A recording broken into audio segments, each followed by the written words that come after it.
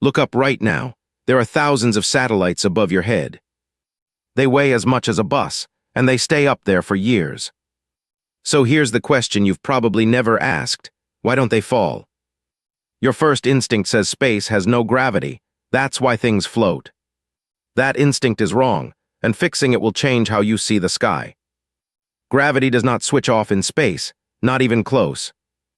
At the height most satellites orbit, gravity is still about 90% as strong as on the ground. So if gravity is still there, pulling hard, why doesn't the satellite crash? The answer is strange. The satellite is falling constantly right now. It just never hits the ground, and that's the whole secret. To understand it, let's go back 300 years to one very clever man. Isaac Newton, the scientist who first explained gravity, imagined a cannon.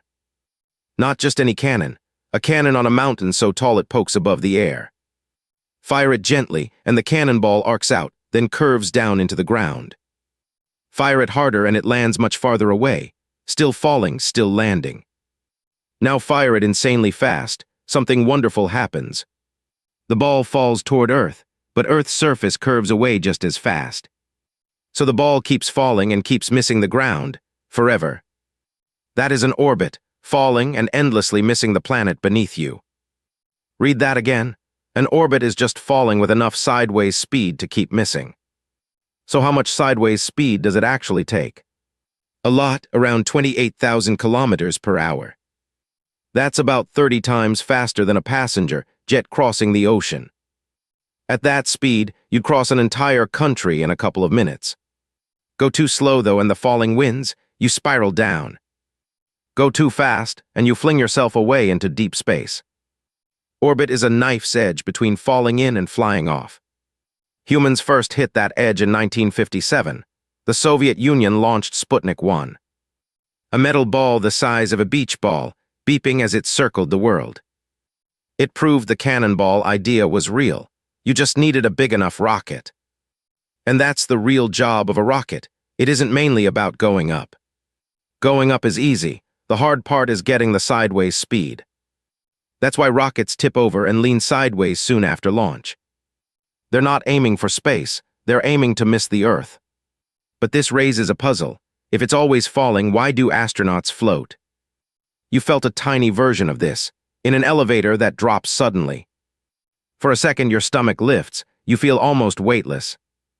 That's because you and the elevator are falling together at the same rate. Now imagine falling like that forever, around the whole planet. That's life on the International Space Station, a lab orbiting Earth right now. Astronauts there aren't beyond gravity. They're falling with their whole home. They float because everything around them falls at exactly the same rate. The ISS loops the entire Earth once every 90 minutes. The crew sees a sunrise every 45 minutes, 16 of them a day. Now here's a twist you might not expect. Not all orbits are the same speed. The higher you orbit, the slower you have to go to stay up. Climb high enough and something almost magical happens. At about 36,000 kilometers up, an orbit takes exactly 1 day.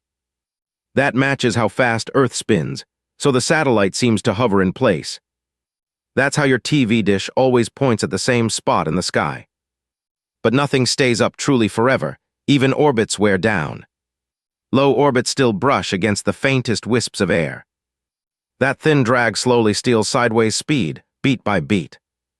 Lose enough speed and the falling finally wins. It comes home in fire. That's why crews occasionally fire small thrusters to nudge speed back up. So think back to the sky above you. Those dots aren't floating. Every one of them is plunging toward you at this very moment. They just carry enough sideways speed to keep sliding past the edge of the world. You once thought space had no gravity. Now you know the truth is stranger. Satellites don't defeat falling. They turn falling into flight.